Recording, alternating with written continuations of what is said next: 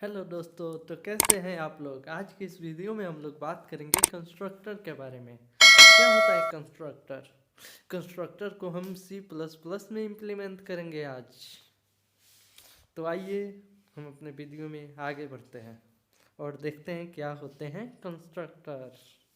इससे पहले हमारे चैनल को लाइक सब्सक्राइब जरूर कर लीजिएगा दोस्तों, ताकि हमारे नए वीडियोज आपको मिलते रहें। तो सबसे पहले हम लोग थ्योरी क्लियर करेंगे, और जिन लोगों को थ्योरी में प्रॉब्लम होता है उन लोगों को प्रैक्टिकल में कुछ टॉपिक्स इजीली समझ में आ जाएंगी। इसीलिए अगर थ्योरी क्लियर ना हो, कहीं डाउट हो, तो फिक्र ना कीजिए, प्रैक्टिकल में क्लियर होगा। Okay guys, let's go. Constructor एक ऐसा मेथड है जो ऑब्जेक्ट क्रिएशन के टाइम पे कॉल होता है। Okay, constructor is a method which is invoked or called at the time of object creation. Okay guys, and हम कंस्ट्रक्टर को क्लास के अंदर या क्लास के बाहर डिफाइन कर सकते हैं। क्लास के अंदर तो हम लोग बेसिकली सिंटैक्स देखेंगे तो पता चल जाएगा, और क्लास के बाहर हम लोग स्कोप रिजोल्यूशन ऑपरेटर का यूज करते हैं। स्कोप रिजोल्यूशन ऑपरेटर आप लोग जानते हैं, अगर नहीं जानते हैं तो हमारे अगले वीडियो में देख लीजिएगा। कंस्ट्रक्टर को क्रिएट करने के लिए हम लोग सेम क्लास के जैसा ही क्लास नेम जो होता है वही लेते हैं, और उसमें पैरेंथेसिस का यूज कर देते हैं। Okay, parenthesis. ओके, और इसी पैरेंथेसिस के अंदर अगर हम लोग पैरामीटर पास कर देते हैं, पैरामीटराइज्ड कंस्ट्रक्टर। ओके, कंस्ट्रक्टर के पास कोई भी रिटर्न वैल्यू नहीं होता है, इसीलिए इसके पास रिटर्न टाइप भी नहीं होता है। ये रहा हमारे पास प्रोटोटाइप ऑफ कंस्ट्रक्टर या फिर सिंटैक्स ऑफ कंस्ट्रक्टर। ओके, जिसमें क्लास नेम होता है और उसके बाद हम लोग पैरामीटर को शो करते हैं इन अ ब्रैकेट। ओके, जैसा कि मैंने आप लोगों को बताया था कि हम लोग कंस्ट्रक्टर को क्लास के अंदर भी डिक्लेयर कर सकते हैं और क्लास के बाहर भी। तो क्लास के अंदर डिक्लेयर करने के लिए हमें जो सिंटैक्स यूज करते हैं वो होता है क्लास नेम और लिस्ट ऑफ पैरामीटर। चाहे तो पास कर सकते हैं, चाहे तो नहीं भी कर सकते हैं, आप अपने नीड के अनुसार। तो आइए हम लोग इसका एक छोटा सा, बिल्कुल छोटा सा प्रोग्राम देखते हैं। ओके, इस प्रोग्राम में तो बेसिक आप लोग जानते ही, इनको include IO stream using space STDs का यूज हम लोग क्यों करते हैं। चलिए हम लोग आके देखते हैं। सबसे पहले हम क्लास डिक्लेयर किए और क्लास नेम क्या लिए, एम्प्लॉय। क्लास नेम क्या लिए, एम्प्लॉय। ओके, और हमने अभी आपको बताया था, क्या बताया था कि हम लोगों को जब भी कंस्ट्रक्टर क्रिएट करना होगा तो हम लोग क्या यूज करेंगे, पैरेंथेसिस का, क्लास नेम के साथ पैरेंथेसिस का। ओके, और डबल डेटा टाइप में हम लोग सैलरी इनपुट करवाएंगे। ओके, या फिर प्रिंट करवाएंगे। ठीक है, सैलरी को किस में डिक्लेयर किए हैं, डबल के अंदर। ओके, जो कि फ्लोटिंग पॉइंट नंबर को भी शो करेगा, ये आप लोग जानते ही हैं। उसके बाद हम लोग एक्सेस स्पेसिफायर पब्लिक रखे हैं, और एम्प्लॉय के साथ क्लास नेम के साथ हम लोग क्या यूज किए हैं, पैरेंथेसिस। क्या यूज किए हैं, पैरेंथेसिस। क्यों यूज किए हैं, कंस्ट्रक्टर क्रिएट करने के लिए। क्यों यूज किए हैं, कंस्ट्रक्टर क्रिएट करने के लिए। ओके गाइज, अब कंस्ट्रक्टर क्रिएट कर लिए, उसके बाद देखिए हम लोग क्या करते हैं। क्या करते हैं, सी आउट का यूज क्यों करते हैं C++ में, क्यों करते हैं बताइए आप लोग। सी आउट का यूज क्यों करते हैं, प्रिंट करवाने के लिए। क्यों करते हैं, प्रिंट करवाने के लिए, कोई स्टेटमेंट प्रिंट करवा सकते हैं। ओके, और सीन का यूज करके हम लोग सीन का यूज क्यों करते हैं, पहले आप लोग बताइए।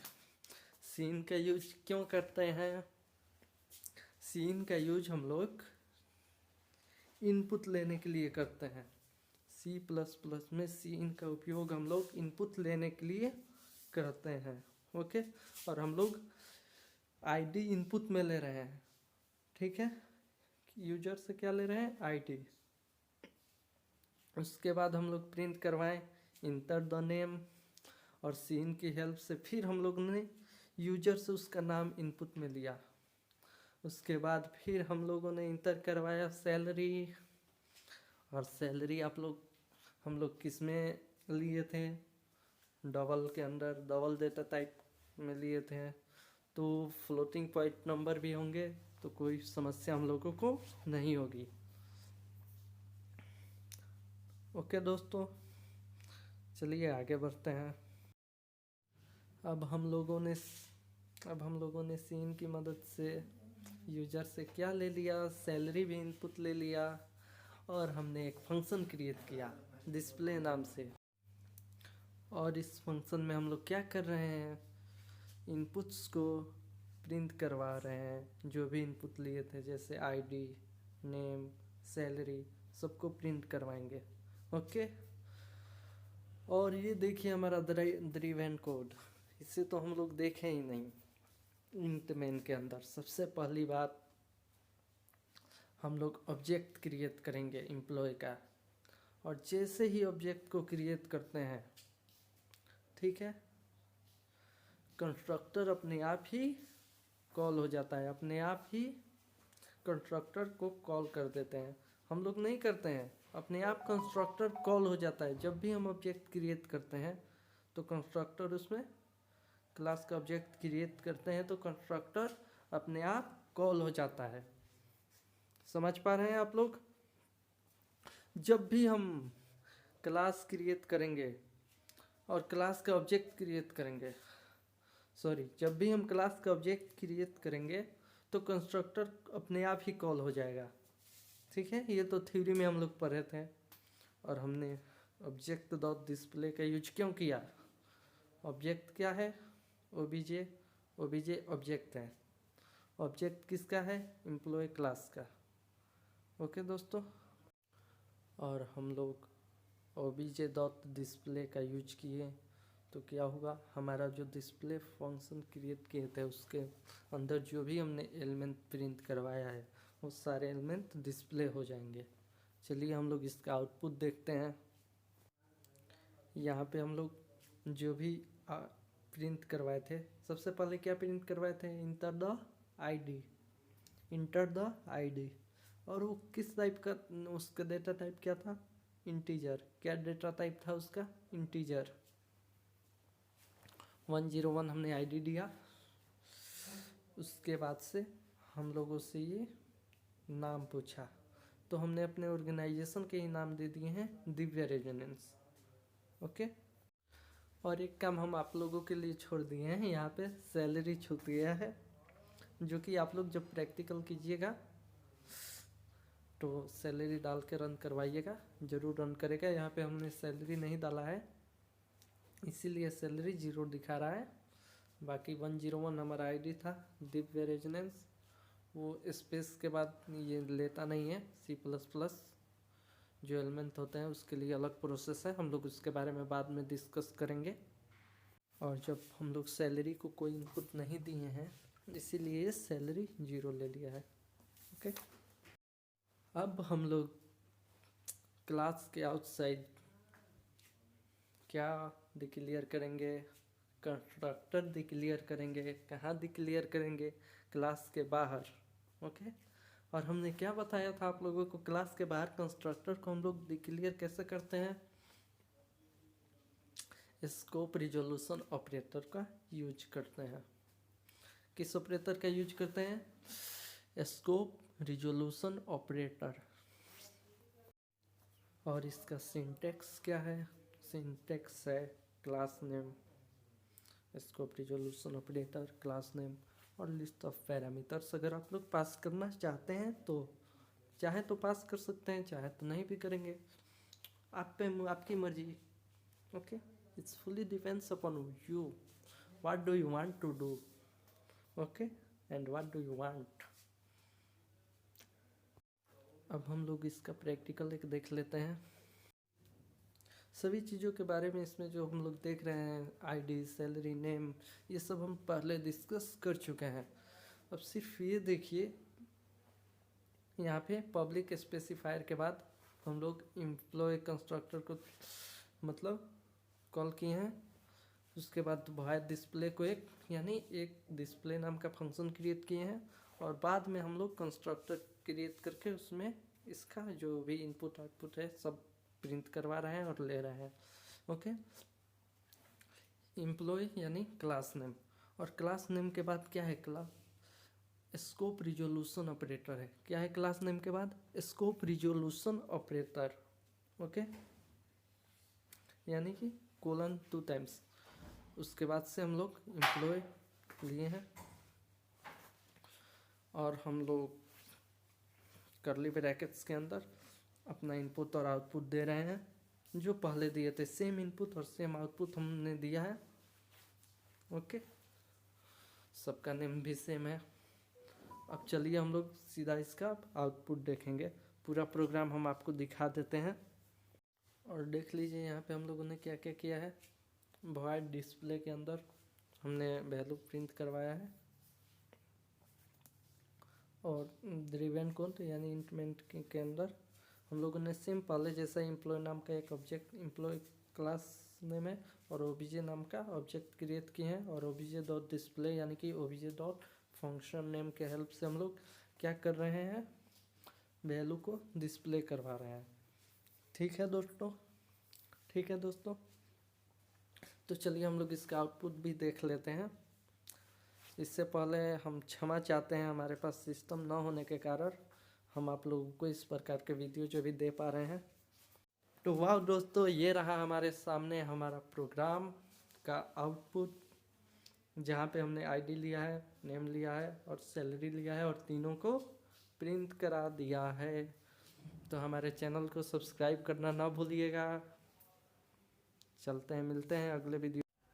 अब हम लोग बात करेंगे डिस्ट्रक्टर के बारे में। डिस्ट्रक्टर एक ऐसा इंस्टेंस मेंबर फंक्शन है जो ऑटोमेटिकली कॉल हो जाता है जब हमारा ऑब्जेक्ट डिस्ट्रॉय होने वाला होता है। अपने आप कॉल हो जाता है जब हमारा ऑब्जेक्ट डिस्ट्रॉय होने वाला होता है। तो हम बोल सकते हैं कि नहीं, such instance member function which is automatically invoked whenever object is going to be destroyed, whenever object is going to be destroyed, जब भी ऑब्जेक्ट डिस्ट्रॉय होने वाला होता है, जब भी ऑब्जेक्ट डिस्ट्रॉय होने वाला होता है तो डिस्ट्रक्टर ऑटोमेटिकली कॉल हो जाता है। डिस्ट्रक्टर ऑटोमेटिकली कॉल हो जाता है। डिस्ट्रक्टर को हम लोग कंस्ट्रक्टर के तरह ही डिफाइन करते हैं। डिस्ट्रक्टर को हम लोग कंस्ट्रक्टर के तरह ही डिफाइन करते हैं, और इसके पास भी क्लास के जैसा मतलब क्लास नाम, क्लास का नाम जो भी रहेगा वही नाम हम लोग कंस्ट्रक्टर को देते हैं, और वही नाम हम लोग डिस्ट्रक्टर को देते हैं। और इसमें अंतर सिर्फ ये रहेगा कि डिस्ट्रक्टर के क्लास के पहले हम लोग प्रीफिक्स लगा देते हैं, जिस प्रीफिक्स का नाम है टिल्ड साइन या टाइल्ड साइन। इसी साइन का उपयोग करते हैं हम लोग डिस्ट्रक्टर में, ठीक है, एज अ प्रीफिक्स। डिस्ट्रक्टर में एक स्पेशलिटी ये है कि जो भी मेमोरी स्पेस कंस्ट्रक्टर लेता है, उसे डिस्ट्रक्टर जब ऑटोमेटिकली कॉल होता है तो उन सभी स्पेसिस को रिलीज कर देता है। ओके, क्या करता है, कंस्ट्रक्टर जो भी मेमोरी स्पेसेस लेता है डिस्ट्रक्टर उसे रिलीज कर देता है। इसलिए हम दूसरे शब्दों में इसे बोल सकते हैं कि डिस्ट्रक्टर एक ऐसा लास्ट फंक्शन है, एक ऐसा आखिरी फंक्शन है जो अपने आप कॉल हो जाता है। ठीक है, जब भी हम ऑब्जेक्ट क्रिएट करते हैं तो ये कॉल हो जाता है ऑब्जेक्ट के डिस्ट्रॉय होने से पहले, जो अपने आप कॉल हो जाता है ऑब्जेक्ट के डिस्ट्रॉय होने से पहले। ओके, अब चलिए हम लोग इसका सिंटैक्स देखेंगे। डिस्ट्रक्टर को भी हम with in the class call कर सकते हैं और क्लास के बाहर भी कर सकते हैं। क्लास के अंदर कॉल करने के लिए हम लोग सिंपली टाइल साइन के साथ क्लास नेम लिखेंगे, और क्लास के बाहर कॉल करना हो तो हम जैसे कंस्ट्रक्टर को क्या यूज करते थे कॉल करने के लिए, स्कोप रिजोल्यूशन ऑपरेटर। क्या यूज करते थे? Scope resolution operator. हम इस बार भी स्कोप रिजोल्यूशन ऑपरेटर का यूज करेंगे, और क्लास के बाहर, क्लास के आउटसाइड में हम डिस्ट्रक्टर को कॉल कर सकते हैं। चलिए अब हम लोग एक छोटा सा प्रोग्राम देखते हैं इसका और समझते हैं। तो देखिए हम लोग क्या किए इसमें, तो हम लोग बेसिक उसका कोड लिख दिए, include iOS stream using name space std। उसके बाद हम लोग एक क्लास क्रिएट किए, किस नेम से? कॉन्स नेम से। कॉन्स नेम से क्या क्रिएट किए? क्लास। क्लास क्रिएट करने के बाद हम लोग पब्लिक एक्सेस स्पेसिफायर को रखें, और उसके बाद एक्सेस स्पेसिफायर पब्लिक रखें। उसके बाद हम लोग एक कंस्ट्रक्टर को कॉल किए। कंस्ट्रक्टर को कॉल कैसे करते हैं?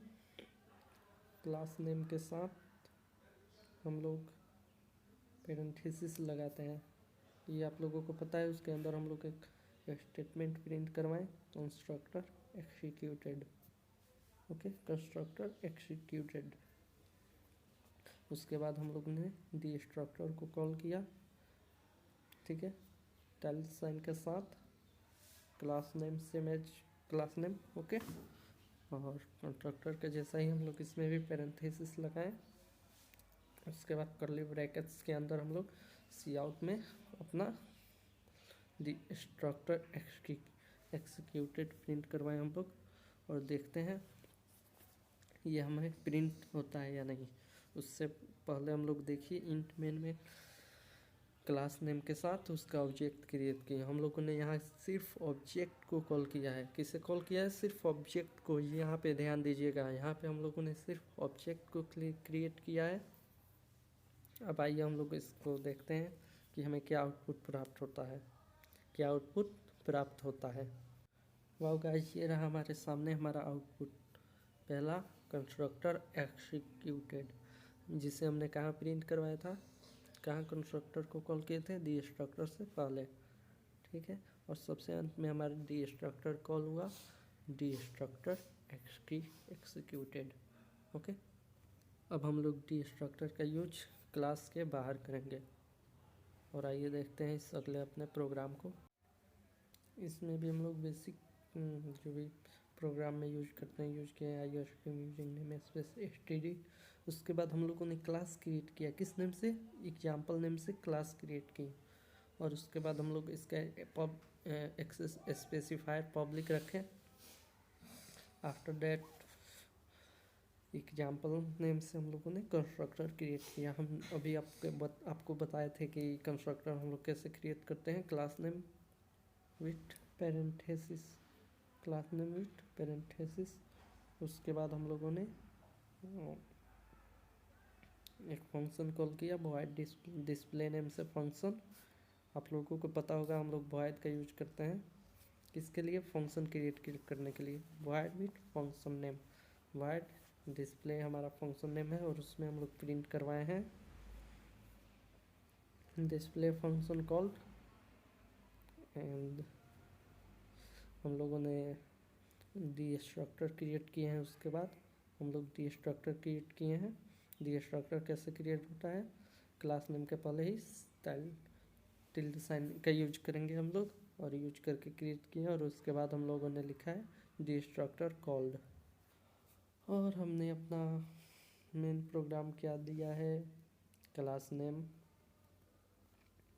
और हमने ऑब्जेक्ट क्रिएट किया है, और उसके बाद ऑब्जेक्ट डॉट डिस्प्ले, यानी कि किसको कॉल किया है? किसको कॉल किया है हम लोगों ने? डिस्प्ले नाम का जो हमने फंक्शन क्रिएट किया है, जिसमें हम लोग लिखे हैं डिस्प्ले फंक्शन कॉल्ड, उससे हम लोगों ने कॉल किया है, ठीक है। तो आप लोग बताइए इस प्रोग्राम का आउटपुट क्या हो सकता है? सोचिए और बताइए। पहले क्या प्रिंट होगा? कंस्ट्रक्टर होगा प्रिंट, फिर क्या होगा? डिस्प्ले, ऐसा आप लोग सोच रहे हैं कि पहले कंस्ट्रक्टर प्रिंट होगा, फिर डिस्प्ले प्रिंट होगा, फिर एग्जाम्पल। क्या लगता है आप लोगों को क्या प्रिंट होगा? चलिए आउटपुट अब हम लोग देखते हैं। आउटपुट हम लोगों का क्या आया है देखते हैं।